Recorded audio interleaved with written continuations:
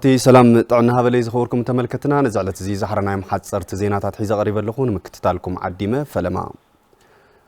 أب كتما مقلة كفلة كتما عد حقيت أبي عد برجنت ببرنامج لمعتاو سيفتينيت فيدرال بزمدبو 89 مليون بر نزهنت قدماي بركبيت تمرتي سنة سرعات وعلم إسارن منبر أمن سرتن 4 تحساس كل تشحن 18 عام تمرت تساليتهم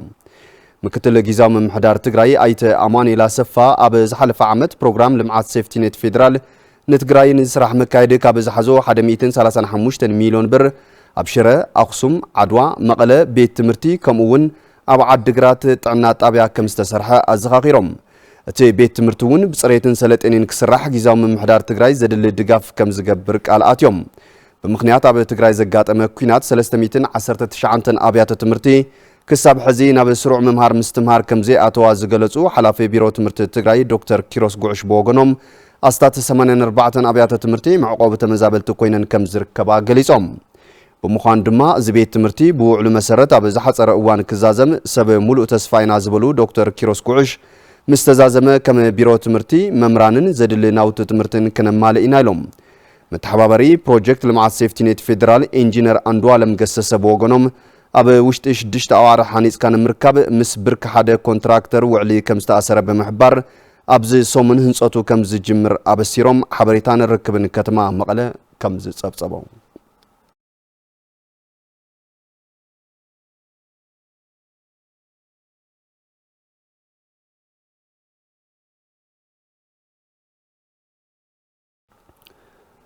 بصحفة داغ محويتن هنصتن تግራይ ببروجكت 3R أب زوبا دوب كتما مخونن وردا راي عزبون أب استفلاليات أبياتات زهنصن استفلاليا أبيات تمرتي أمريقلهم هنصتتن أبيات تمرتي فاينانساو حجز كاب بنك عالم استرقبه خوينو بمتحببار مينستر ገንዘብ ፌደራልን ጊዛም محدار تግራይ ነቢሉስ ተፈጸመ መዃኑ ተገለጸው ወርዳ ራይ عزبو ጣቢያ ሐውልት ትርከብ ሙሉ ቀደማይ ብርክ ቤት ትምርቲ ገረብ አባ ማጎስ 534 ተምሃሮ ከም ዘለዋ ርእሰ መምህርታ ቤት ትምርቲ መምህር ሳምሶን ደስታ ዝገለጹ እንትኾኑ ብርክት ዝበሉ ተመዛበልቲ ዝርከብዎም ብሰንኪ ሕጽረት መምሃር ክፍሊ ኣብ 7 ክፍልታት ዝርከቡ ተምሃሮ ኣብ እግሮኦም ከም ዝመሃሩ ሓቢሮም እዚ ግና 4 መምሃር ክፍሊ ዘለዎ ሓደ ህንጻን ክልተ ሽቃቅን ዘካተተ ብፕሮጀክት 3R ተሃኒጸሎ ዝበሉ ቶም ርእሰ መምህር ጉዳይ ሓጹር ወንበር ወዘተ ዘይተፈትሑ ጸገማት ስለ ዘለው መሊኦም ክፍትሑ ጸዊዖም ከተማ መኾን ትርከብ ቤት ትምርቲ ማርሳ ሓደ ህንጻ በዓል 4 መምሃር ክፍሊ ምስ ሽቃቁ ኣብ ወርዳ ራይ عزبو ጣብያ ገነት ትርከብ ቀደማይ ብርኪ ዲዋልጋ ክልተ ህንጻ 8 መምሃር ክፍሊ ዝሓዘ በቲ ፕሮጀክት ሃኒጾም ንምረቃ ዝበቁ እንትኾኑ ሕጽረት ወንበር ማይ ወዘተ በምህላው ቀልጢፎም ክማልኡሎም ርእሳነ መምራንን ወለድን ተምሃሮን ሓቲቶም ሓላፊ ቤት ጽሕፈት ዳግም ሕውየትን ህንጸትን ትግራይ ኢንጂነር ቴድሮስ ገብረ እግዚአብሔር أب تجراي زجات مع عنوت أزي كبير مخانو بمجلس تي زجات مع عنوت درجة بدرجة مكلا ليسرح الليلهم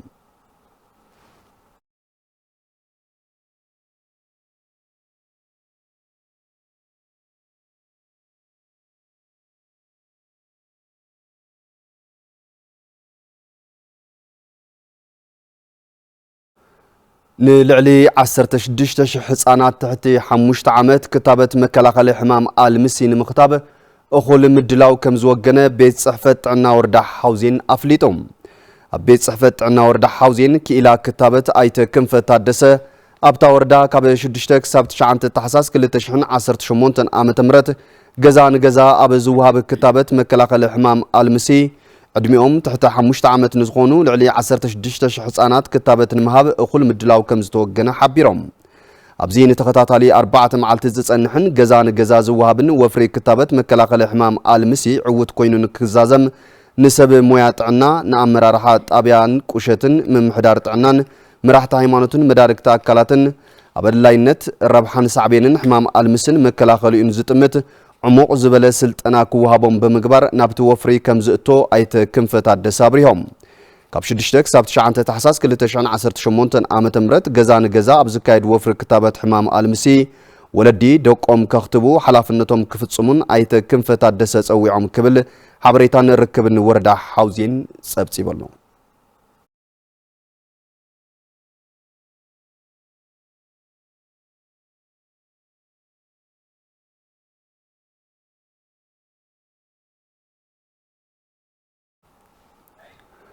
ኣብ ትግራይ ፍትሕን ረትዕን ክረጋገጽ ኣብያተ ፍርዲ ትግራይ ካብ ዝኾነ ይኹን ውግንና ነፃ ኮይነን ክሰርሓ ከም ዝግባእ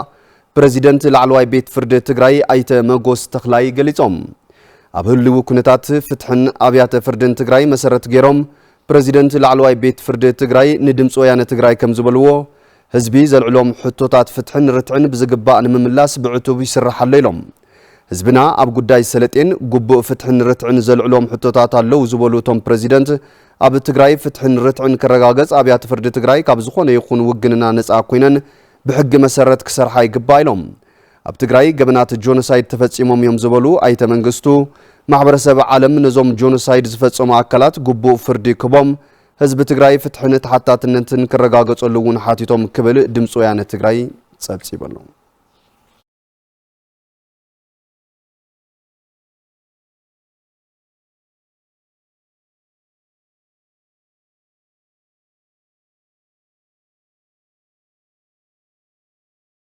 ካብ ወጻይ ኣብ ጨፍጫፍ ኤልፋሽር ብቢቢሲ ቬሪፋይ ዝተቃልዐ ሓደ ኣዛዚ ዳዕመ ሰሪዕ ብመንግስቲ ዓባይ ብሪጣንያ እገዳ ተገይሩሉ። ኣቡ ሉሉ ተባሂሉ ዝፍለጥ ብርጋዴር ጀነራል አልፋቲሕ ዓብደላ እድሪስ ኣብ መወዳእታ ጥቅምቲ ሓይልታት ዳዕመ ሰሪዕ ንአልፋሽር ምስ ሓዙ ብውሕዱ 10 ዕጥቂ ዘይብሎም ምሩኻት ብጥይት ክቐትል እንከሎ ብቪድዮ ተራእዩ ነይሩ። ሰራዊት ሱዳን ካብ ኤልፋሽር ድሕሪ ምስሓቡ ብኣሽሓት ዝቑፀሩ ሰባት ብዕጡቃት ዳዕመ ሰሪዕ ከም ዝተቐተሉ ይእመን። ጸሓፊት ጉዳያት ወፃኢ ዓባይ ብሪጣንያ ይቨት ኩፐር እቲ ኣብ ሱዳን ዝፍጸም ዘሎ ግፍዒ ኣብ ሕልና ዓለም በሰላ እዩ፣ እዚ ድማ ከይተቐጽዐ ክተርፍ ኣይኽእልን ኢላ። ዓባይ ብሪጣንያ ኣብ ልዕሊ ምክትል ሓላፊ ዳዕመ ሰሪዕ ዓብዱራሒም ሓምዳን ዳጋሎ ሓዊሱ ካልኦት 3 ኣዘዝቲ ዳዕመ ሰሪዕ እውን እገዳ ገይራላ።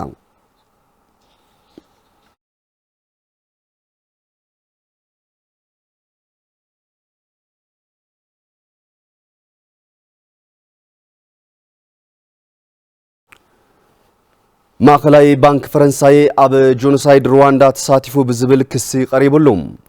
ጥምረት ሲቪላዊ ውዳበታት ብዝተባሃለ ትካል ዝተወከሉ ከሰስቲ ቅድሚ 20 ዓመታት ኣብ ሩዋንዳ ኣብ ልዕሊ ማሕበረሰብ ቱትሲ ጆኖሳይድ እንትፍጸም ተሳቲፉ ብዝብል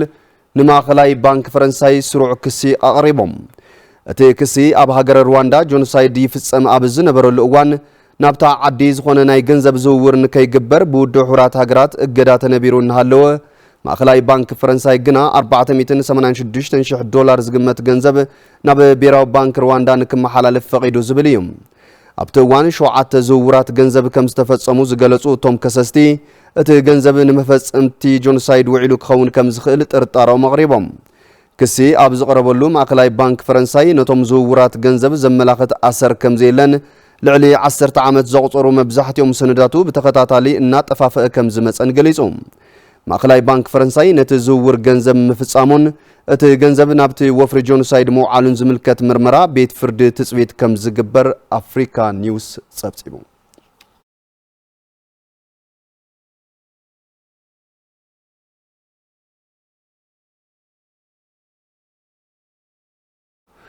ዝኸበርኩም ተመልከትና ነዝዕለት ዝሓረናዮም ሓጸርቲ ዜናታት እዚኦም ነይሮም። ስለትምክታልኩም ክብረት ያብልና ሓዚና በመሳሕቲያ ታሕቲ ክፍለ ይትመሰኩም ሰላም